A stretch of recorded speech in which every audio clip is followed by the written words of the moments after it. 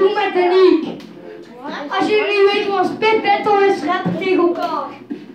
Kom maar op, snel. Ja, ik begin. Kijk eens naar haar ook niet bij elkaar. Kijk naar geld, want zij heeft een leuk spelletje.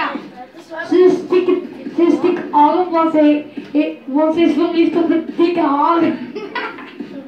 En jij bent super lul. En je hebt zo lelijk haar en je hebt een lekkere vriendin. Dus niet. Kijk eens bij dat die grappen, want dat lijkt je net op een pak wat petten. Je kan niet schrijven wat je bent, net als een pak kwartetten. Bam! Ik kan niet goed jij schrijven wat ze brengt. Ja. En ze is sexy. Het is echt Oh kijk eens, je zegt Leffie. Nou ja, ik heb een lekker wijfie. En Lelly, jongen, moet ik jij hier anders flikker erop? Oh nee, want jij bent een dikke eikeldop.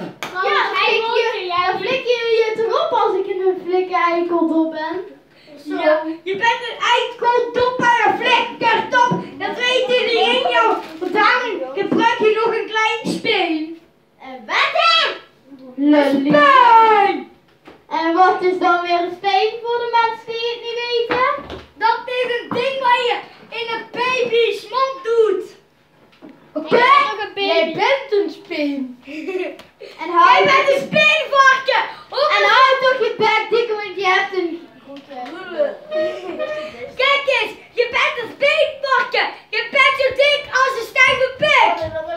En jij moet gewoon je klettig houden met je dikke vette lul. Oh ja, ik heb geen lul, maar jij hebt wel een kutdrul. Je kan niet eens rappen, want je rijdt niet eens. Ja, rijmen is belangrijk, opreppen. Ja, daarom doe ik graag kwartetten. Maar ik hou niet van rappen, want dat wil ik helemaal niet. Ik zeg gewoon wat ik wil en ik zeg.